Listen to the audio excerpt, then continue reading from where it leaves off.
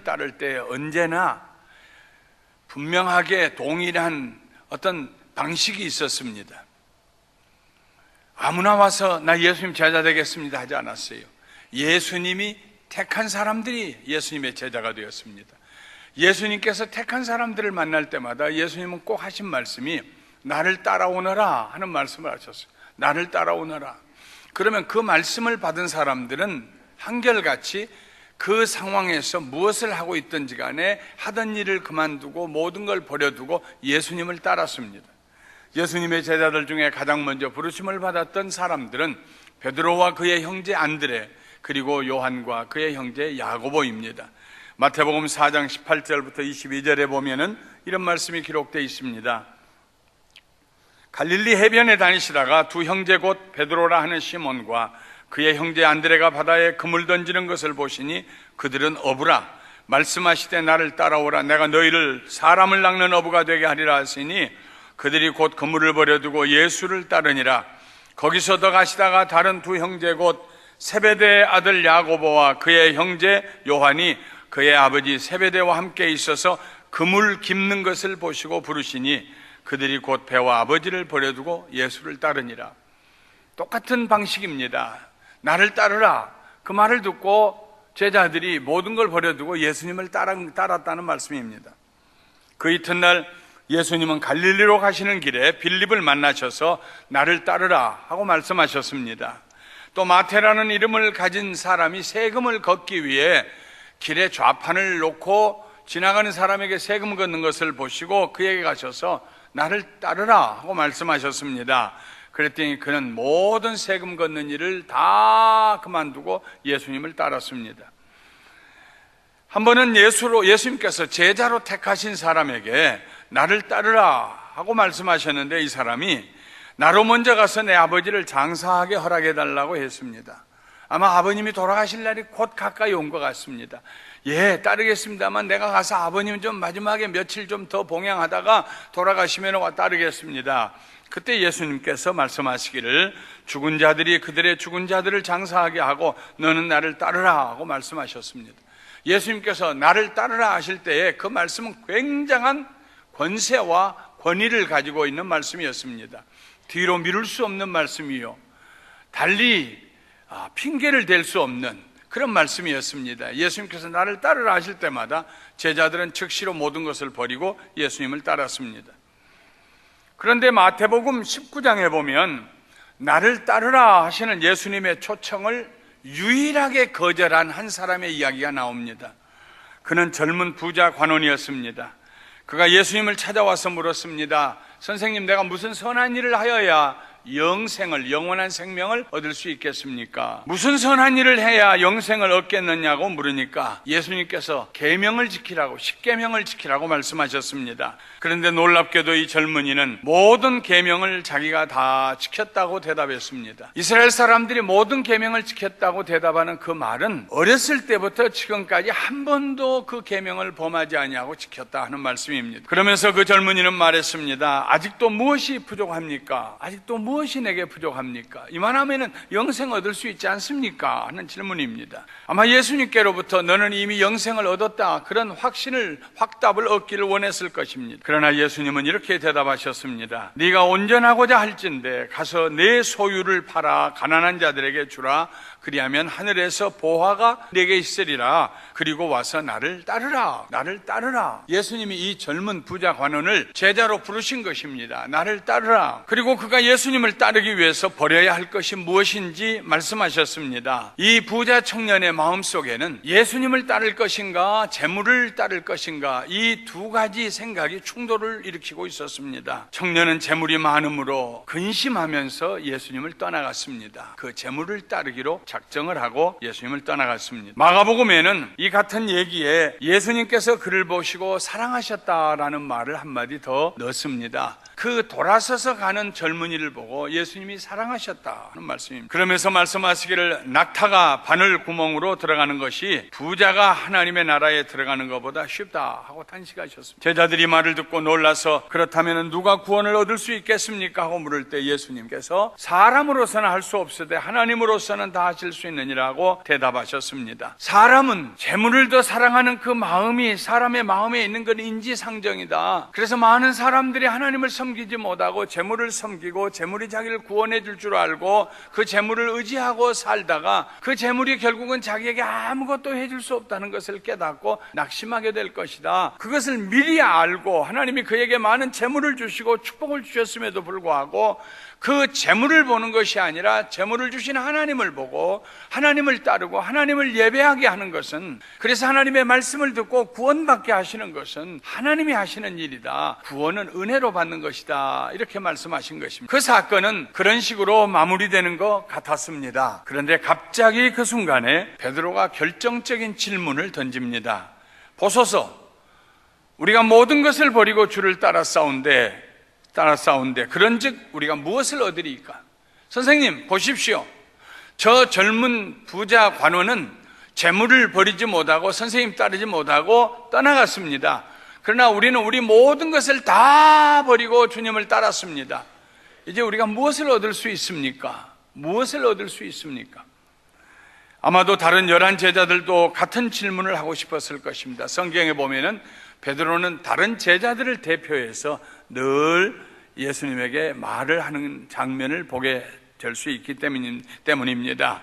베드로의 질문은 우리가 듣기에 따라서 오해할 수 있는 여지가 있습니다. 잘못 들으면 마치 채권자가 채무자에게 빚을 독촉하는 느낌을 가질 수도 있습니다. 선생님, 우리가 3년이 넘도록 주님을 따랐습니다. 이제 우리에게 뭘 주셔야 되지 않겠습니까? 이렇게 들릴 수도 있습니다. 혹은 선생님, 우리가 지금까지 3년이 넘도록 모든 것을 버려두고 주님을 따랐는데 그동안 선생님으로부터 특별하게 얻은 것이 없는 것 같습니다. 앞으로 무엇인가 선생님에게 얻으리라는 기대를 우리가 계속 가져도 될까요? 아니면 기대하지 말아야 할까요? 이렇게 냉소적인 질문으로 들릴 수도 있습니다. 그런데 예수님께서 베드로의 질문에 이렇게 대답하셨습니다. 내가 진실로 너희에게 이르노니 세상이 새롭게 되어 인자가 자기 영광의 보좌에 앉을 때에 나를 따르는 너희도 12 보좌에 앉아 이스라엘 12지파를 심판하리라. 또 내 이름을 위하여 집이나 형제나 자매나 부모나 자식이나 전토를 벌인 자마다 여러 배를 받고 또 영생을 상속하리라. 예수님께서 진지하게 대답하셨습니다. 왜 그런 질문을 하느냐고 책망하지 않으셨습니다. 내가 진실로 너희에게 이르노니 이렇게 대답을 시작하셨습니다. 진실이라는 말은 아멘이라는 뜻입니다. 예수님이 말씀을 다 하시고 끝에 가셔서 아멘 이렇게 말씀하셨다는 겁니다. 내가 너에게 한 그 말이 그대로 이루어질 것이다 이렇게 대답하신 것입니다. 베드로의 질문에 예수님께서 대답하시기를 훗날에 내가 저 보좌에 앉을 때에 그때 너희가 이스라엘의 12지파를 다스릴 것이다. 그때 너희가 저 천국에서 나와 함께 다스리는 자가 될 것이다. 그리고 마가복음에 보면 현세라는 말이 하나 더 붙었습니다. 이 현재 세상에서도 너희가 내 이름을 위하여 집이나 형제나 자매나 부모나 자식이나 전토, 땅을 벌인 자마다 여러 배를 받고 또 영생을 얻느니라 하셨습니다. 여기서 여러 배는 NIV 성경에는 100 times, 100배나 더 받는다 하는 말씀입니다. 버렸는데 잃어버렸다고 생각하는데 이 세상에서 오히려 더 많이 되돌려 주신다 하는 말씀입니다. 내가 진실로 너희에게 이르노니로 시작되는 예수님의 대답은 베드로의 질문이 제자라면 마땅히 물을 수 있는, 그리고 진실된 대답이 마땅히 주어져야 하는 그런 당연한 질문인 것을 인정해 주시는 대답입니다. 책망하신 것이 아니라 예수님의 질문을, 베드로의 질문을 예수님께서 인정해 주신 것입니다. 그리고 진실하고 성실하게 대답해 주셨습니다. 그들은 모든 것을 버려두고 예수님을 따르는 제자들이었기 때문입니다. 제자들은 예수님을 따르기 위해 모든 것을 버렸습니다. 그물도 버렸고 배도 버리고 아버지도 그곳에 두고 3년 반 동안 예수님을 따라다녔습니다. 그들이 버려둔 것은 물질이나 가족뿐만이 아니었습니다. 그들의 전통적인 가르침을 버렸습니다. 예수님이 주시는 새로운 교훈을 받아들였습니다. 자기 주장을 버렸습니다. 예수님의 인도하심을 순종하며 따랐습니다. 자기를 높이는 것을 버리고 섬기는 것을 배웠습니다. 자기를 버리고 예수님을 따르는 강도 높은 훈련을 받았습니다. 누구든지 나를 따라오려거든 자기를 부인하고 자기 십자가를 지고 나를 따를 것이니라 하신 예수님의 말씀을 순종했습니다. 이것은 그물이나 배를 버려두는 일 못지않게 어려운 일이었습니다. 물질을 버리는 것도 어려운 일입니다. 그러나 나를 버리는 것은 더 어려운 일입니다. 내 전통이나 내 관습이나 내 주장을 버리는 것, 그리고 나의 자존심과 내 스스로 높임을 받기 원하는 교만한 마음을 버리고 섬기는 것, 그것은 물질을 버리는 것 못지않게 어려운 일이었습니다. 그래서 베드로는 그것을 다 포함해서 우리가 모든 것을 버리고 예수님을 따랐다고 말한 것입니다. 모든 것을 버리고. 베드로 생각에 예수님을 따르는 것은 자기 것이라고는 조금도 남지 않는 모든 것을 버리는 그런 느낌으로 다가왔을 것입니다. 모든 것을 버리고 예수님을 따르는 사람들만이 큰 기대와 담대함을 가지고 예수님에게 베드로처럼 질문할 수 있습니다. 보소서, 우리가 모든 것을 버리고 주를 따라 싸운데 그런즉 우리가 무엇을 얻으리이까? 큰 기대를 가졌습니다. 우리가 무엇을 얻으리이까? 모든 것을 버리고 주님을 따랐는데 이제 우리가 무엇을 얻을까요? 성경에 베드로와 비슷한 질문을 했던 사람이 또 하나 있습니다. 그 이름은 아브라함입니다. 그는 하나님의 명령을 따라 고향과 친척과 아비집을 떠났습니다. 아브라함아, 아브라함아, 너는 내 고향 내 친척 아비집을 떠나서 내가 너에게 지시하는 땅으로 가라고 말씀하셨습니다. 그래서 아브라함은 하나님께서 보여주신 가나안 땅으로 내려왔습니다. 하나님께서 아브라함에게 고향을 떠나라고 하실 때에 내가 너로 큰 민족을 이루고 네게 복을 주어 내 이름을 창대케 하리니 너는 복이 될지라고 약속하셨습니다. 자기 고향을 떠나고 아버님을 떠날 때에 나이가 75세였지만 자식이 없었어요. 그러나 하나님이 약속하시기를 내가 내 자손을 축복하여 창대하게 하리라고 하셨으므로 하나님이 자기에게 자식을 줄 줄로 확신을 했습니다. 그러나 세월이 지나 나이는 들어가는데 자기 안에 사라는 임신할 그런 기미를 보이지 않습니다. 그 무렵에 창세기 15장에 보면 환상 중에 하나님께서 아브라함에게 나타나셔서 이렇게 말씀하십니다. 아브라함아, 두려워하지 말라. 나는 네 방패요 너의 지극히 큰 상급이니라. 나는 너의 방패요 내가 너에게 큰 상급이다. 그러자 아브라함이 볼멘 소리로 대답합니다. 주 여호와여 무엇을 내게 주시려 하나이까? 주 여호와여 무엇을 내게 주시려 하나이까? 나는 자식이 없사오니 나의 상속자는 이 다메섹 사람 엘리에셀이니이다. 아브라함이 또 이르되 주께서 내게 씨를 주지 아니하셨으니 내 집에서 내가 기르고 있는 이 엘리에셀 이 아이가 내 상속자가 될 것입니다. 하나님께서 아브라함에게 맞다 그렇게 대답하지 않으셨습니다. 하나님 말씀하시기를 아브라함아, 그 사람이 내 상속자가 아니다. 네 몸에서 날 자가 내 상속자가 되리라. 그리고 아브라함을 데리고 밖으로 나가셔서 하늘을 우러러 쳐다보게 하시고 물으셨습니다. 아브라함아, 저 별들을 다 셀 수 있겠느냐? 아브라함이 대답할 수 없었겠지요. 별들을 누가 다 셉니까? 하나님 말씀하십니다. 내 자손이 이와 같으리라. 내 몸에서 날 자손이 이와 같이 번성하게 되리라. 주 여호와여 무엇을 내게 주시려 하나이까? 이 질문은 하나님의 말씀에 순종하고 모든 것을 버린 사람만이 물을 수 있는 질문입니다. 하나님의 말씀에 순종하여 고향 친척 아비집을 떠나고 다 버리고 하나님의 지시하시는 곳으로 따라왔던 아브라함만이 물을 수 있는 질문입니다. 나를 따르라 하실 때에 모든 것을 버리고 예수님을 따랐던 제자들만이 물을 수 있는 질문이었습니다. 그리고 이 질문에는 반드시 하나님의 신실한 대답이 뒤따라 옵니다. 사랑하는 성도 여러분, 예수님을 믿는 우리들은 모두 그의 제자들입니다. 마태복음 28장에 너희는 가서 온 족속으로 제자를 삼아 내가 너희에게 가르친 것을 그들에게 분부하여 지키게 하여라. 아버지와 성령과 내 이름과 성령의 이름으로 그들을 세례를 주어라. 그러므로 예수님을 믿는 모든 사람들은 예수님의 제자입니다. 여러분은 모두 예수님의 제자입니다. 믿으시기를 주님의 이름으로 축원합니다.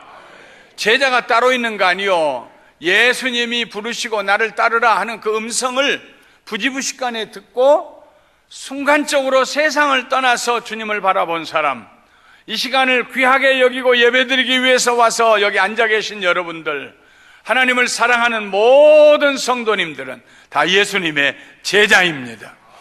그러므로 여러분들은 무엇인가 버린 것이 있을 것입니다. 벗어버린 것이 있을 것입니다. 여러분의 삶에 나는 예수님의 제자가 되기 위해서 벗어버렸다, 놔버렸다, 두고 떠나왔다, 기억할 만한 것들이 무엇이 있습니까? 우리가 예수님을 따르기 위해서 버렸던 것, 또 혹시라도 앞으로도 우리가 버려야 할 것이 있다면 무엇일까요? 무엇보다도 죄와 악이 될 것입니다. 사도행전 3장 26절에 베드로는 설교하면서 이렇게 그의 마지막 말을, 설교의 마지막 말을 이렇게 했습니다.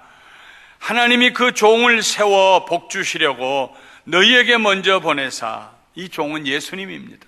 하나님이 예수님을 세워서 복 주시려고 너희에게 먼저 보내사 너희로 하여금 돌이켜 각각 그 악함을 버리게 하셨느니라. 데살로니가서 5장 22절에는 악은 어떤 모양이라도 버리라 하였습니다. 우리가 예수님을 믿고 예수님을 따르려고 작정할 때 우리 속에 있는 악을, 악한 생각을, 악한 행동을 하고 싶어하는 충동을 우리가 다 버렸습니다. 죄를 버렸습니다. 우리는 악에 속한 자가 아니라 선에 속한 자가 되었습니다. 우리가 예수님의 제자가 될 때 버렸던 것들은 세상적인 삶의 방식입니다. 그리고 서로 사랑하는 예수님께서 우리에게 보여주신 삶의 방식을 취하였습니다. 요한일서 4장 7절과 8절에 사랑하는 자들아 우리가 서로 사랑하자, 사랑은 하나님께 속한 것이니 사랑하는 자마다 하나님으로부터 나서 하나님을 알고 사랑하지 아니하는 자는 하나님을 알지 못하나니 이는 하나님은 사랑이심이니라. 예수님을 따르는 제자의 삶을 시작할 때 우리의 삶의 방식이 바꿔져요. 미움과 분노와 시기와 질투와 같은 것들을 버리고 우리는 사랑하는 사람이 됩니다. 긍휼히 여기는 사람이 됩니다. 다른 사람에게 자비를 베푸는 사람이 됩니다. 강도 만난 사람을 그냥 지나갈 수 없는 삶을 살게 됩니다. 그것이 예수님의 나를 따르라 하는 음성을 듣고 예수님을 따른 사람들이 버렸던 삶입니다. 이 세상적인 삶을 버리고 예수님의 삶의 방식, 서로 사랑하는 삶의 방식을 취합니다. 제자가 되어서 우리가 벗어버리는 것은 옛사람입니다. 입는 것은 새사람입니다. 로마서 13장 12절부터 14절에 밤이 깊고 낮이 가까웠으니 그러므로 우리가 어둠의 일을 벗고 빛의 갑옷을 입자. 낮에와 같이 단정히 행하고 방탕하거나 술 취하지 말며 음란하거나 호색하지 말며 다투거나 시기하지 말고 오직 주 예수 그리스도로 옷 입고 정욕을 위하여 육신의 일을 도모하지 말라. 밤이 지나갔다는 것입니다. 예수님을 믿고 예수님의 제자가 되면은 예수님의 생명의 빛이 우리에게 비춰와서 더 이상 밤에 속한 사람의 삶을 살 수가 없습니다. 밤에 속한 사람은 무슨 일을 합니까? 부끄러운 일을 합니다. 수치스러운 삶입니다. 들키지 않겠지, 모르겠지, 그렇게 인생을 살아갑니다. 그러나 밝은 아침이 되면 사람들은, 모든 사람들이 나를 보고 있다고 하는 생각을 합니다. 다른 사람의 안목을 의식하게 됩니다. 그래서 밤의 삶과 낮의 삶이 달라지는 것입니다. 낮의 삶은 단정히 행합니다. 방탕하지 않습니다. 술 취하지 않습니다. 음란하거나 호색하지 않습니다. 다투거나 시기하지 않습니다. 예수 그리스도로 옷을 입고 정욕을 버리고 육신의 일을 도모하지 않습니다. 오늘날 우리가 살고 있는 이 사회는요, 어둠의 세계와 빛의 세계보다도 그 중간에 있는 회색지대가 점점 더 넓어져 가고 있습니다. 괜찮겠지, 이 정도야 뭐 사탄도 우리에게 와서 유혹합니다. 다 그렇게 사는 거야. 다 입을 열면 음담 배설도 하고 다 사람이 좀 즐겁게 사는 거지. 그래서 어떤 사람은 그렇게 용기 있게 가서 악을 행하면서 음란하고 호색하여 색을 쫓으며 사는 사람도 있고, 어떤 사람은 그렇게는 하지 아니하지만 마음으로 그렇게 생각하며 사는 사람도 있습니다. 행동으로 죄를 범하는 것이나 마음으로 범하는 것이나 하나님 보시기에는 크게 다를 것이 없는 것입니다. 오늘날 우리가 살고 있는 이 사회에는 거룩함의 경계선이 점점 사라져가고 있습니다. 예수 믿는 사람으로서 살아야 할 거룩한 삶의 경계선이 여기는 절대로 안 돼. 이 이상을 넘어가면 안 돼. 우리는 여기에서부터 돌아서서 보좌에 앉아 계신 예수님을 바라봐야 돼 하는 이런 선명한 경계선이 사라져가고 있습니다. 우리가 살고 있는 이 세상의 문화, 보는 것, 듣는 것, 생각하는 것, 대화하는 것이요, 사랑하는 성도 여러분, 우리가 예수님의 제자로 부르심을 받았기 때문에 우리는 버려야 하는데, 회색지대에 서는 그 삶을 벗어버려버리고 분명하게 빛의 자녀들로서 성령님의 인도하심을 받아 밝은 삶, 빛 가운데 사는 삶을 살게 되시기를 주님의 이름으로 축원합니다. 예수님의 제자가 되면서 우리가 버리는 것은 이기적인 생각, 개인중심적인 교만한 생각입니다. 자기만이 높임을 받으려고 하는, 다른 사람을 개의치 아니하는 그런 삶의 자세를 우리가 버립니다. 그리고 겸손히 서로 섬기는 연합을 배우게 됩니다. 하나가 되는 것, 그리스도의 제자들로서 하나님의 백성이 되어 한 가족을 이루는 연합, 하나가 되는 그런 축복 가운데 들어갑니다. 빌립보서 2장 1절부터 4절에 그러므로 그리스도 안에 무슨 권면이나 사랑의 무슨 위로나 성령의 무슨 교제나 긍휼이나 자비가 있거든 마음을 같이하여 같은 사랑을 가지고 뜻을 합하며 한 마음을 품어. 연합입니다. 교회의 아름다움은 어디에 있습니까? 연합에 있습니다. 저는 우리 감사하는 교회는 정말 아름다운 교회라고 확신하고 감사드립니다. 왜냐하면 우리는 서로 겸손하여 섬길 줄 아는, 연합하여 그리스도의 몸을 이루는 성도님들이기 때문입니다. 우리 교회에서 다른 사람을 누르고 자기 주장을 하며 자기를 높이려고 하는 사람은 없어요. 정말 없어요. 아무리 내가 봐도 없어요. 모두 겸손하고 모두 낮아지고 하나가 되려고 하고 서로의 허물을 덮어주고 긍휼히 여기고 하나가 되는 것, 이게 우리 감사하는 교회의 최고의 축복입니다. 제자가 되는 사람들은 끊임없이 제자들이요 서로 누가 높으냐고 다퉜어요. 그들을 향하여 예수님이 하신 말씀이 내가 온 것은 섬김을 받으려 하기 위해서 온 것이 아니다. 도리어 섬기려 하고 내 목숨을 많은 사람들의 대속제물로 주려 합니다. 나이 드신 분들이 계시면은 가끔 언쟁이 일어날 수 있잖아요. 우리 교회 소망에 이번에 목요일에도 120명이 모여서 늘 아주 은혜로운 그런 시간을 갖는데 얼마나 분위기가 좋은지, 서로 위하고 안부를 묻고 사랑하고 하나가 되고 연합하는 교회, 복된 교회, 하나님께서 우리에게 그런 축복을 주신 것을 감사합니다. 네. 마음을 같이하여 같은 사랑을 가지고 뜻을 합하며 한 마음을 품어 아무 일에든지 다툼이나 허용으로 하지 말고 오직 겸손한 마음으로 각각 자기보다 남을 낮게 여기고 자기 일을 돌볼 뿐더러 또한 각각 다른 사람들의 일을 돌보아 나의 기쁨을 충만하게 하라 했습니다. 예수님을 따르는 제자들은 모든 것을 버린, 세상에 속한 모든 것을 버린, 세상에 속한 삶의 방식을 버린, 그런 생각과 의지를 버린, 그런 감정까지도 버려버리는 사람들입니다.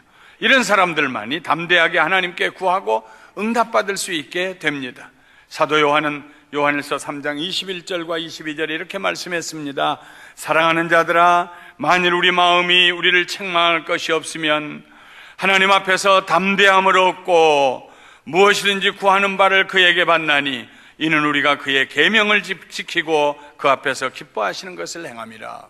그의 계명을 지키고 그의 기뻐하시는 것을 행하는 사람은 하나님 앞에 무엇이든지 담대하게 기도하고 응답받는다고 했습니다. 필리핀의 선교사로서 선교 활동을 했던 프랭크 로벅이라고 하는 선교사가 있어요. 하루는 이분이 정말 예수님만 좀 생각해 보고 싶었습니다. 오직 예수님만 생각해 보고 싶었어요. 그래서 초 단위로 분 단위로 오직 예수님만 생각하다가 또 생각이 다른 데로 가면 또 다시 그 생각을 모아가지고 다시 주님을 생각하고 묵상하고 주님의 사랑과 은혜를 생각하고 그렇게 기도하면서 일하고 말하고 사람들과 관계를 맺고 그렇게 선교 일을 하고 4개월 동안을 그렇게 했어요. 오직 주님만 생각하면서. 한번 여러분들도 해보세요. 4개월이 아니라 4분만이라도 한번 해보세요. 오직 주님만 생각하는 훈련을 해보세요. 그랬더니 이분에게 하나님께서 놀라운 아이디어를 주셨습니다. 선교를 하는데 선교가 잘 안 돼요. 왜 그럴까? 글을 모르니까, 성경을 읽지 아니하니까.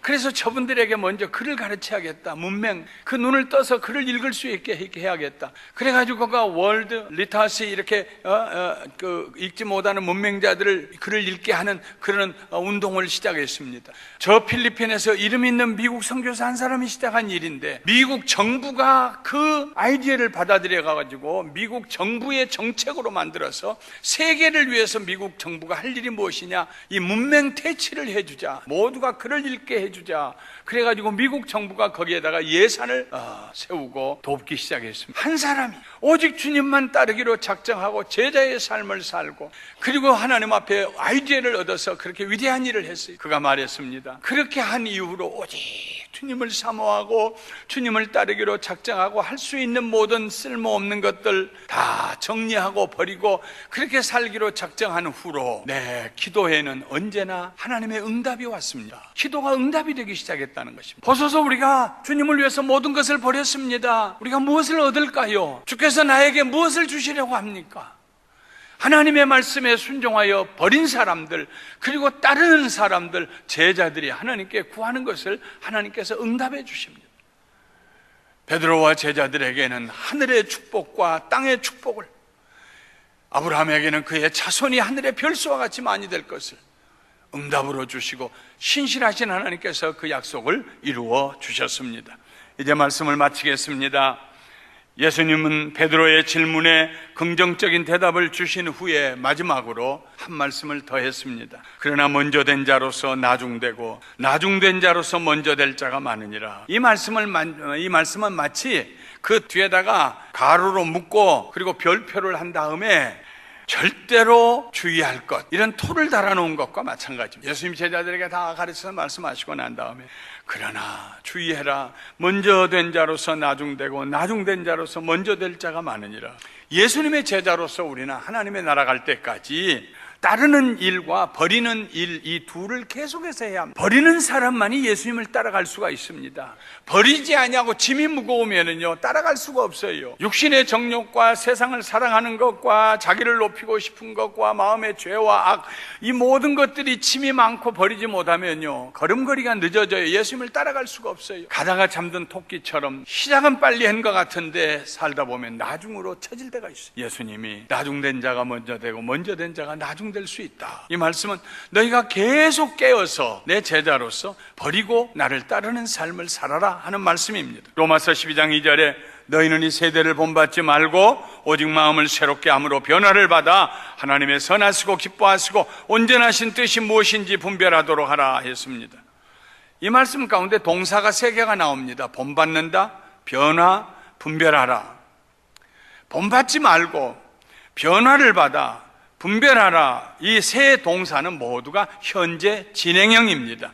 매일매일 우리는 세상에서 구별되는 삶을 살아야 하고, 매일매일 우리는 새로운 마음으로 변화받아야 하고, 매일매일 우리는 하나님의 선하시고 기뻐하시고 온전하신 뜻이 무엇인지 분별해야 합니다. 그래야 제자의 대열에서 낙오되지 아니하고 예수님께서 약속하신 축복을 받게 될 것이라는 말씀입니다. 사랑하는 성도 여러분, 매일같이 버리는 삶을 사시기를 주님의 이름으로 축원합니다.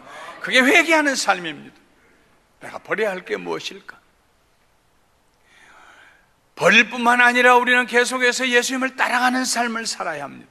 주님을 사모하고 묵상하며 예수님의 말씀을 붙들고 예수님을 사랑하며 예수님을 생각하고 예수님을 따라가는 삶을 살아야 합니다. 그때에 성령님께서 우리의 마음에 하나의 놀라운 확신을 심어주실 것입니다. 네가 무엇이든지 예수의 이름으로 구하면 하나님이 내 기도에 응답할 것이다.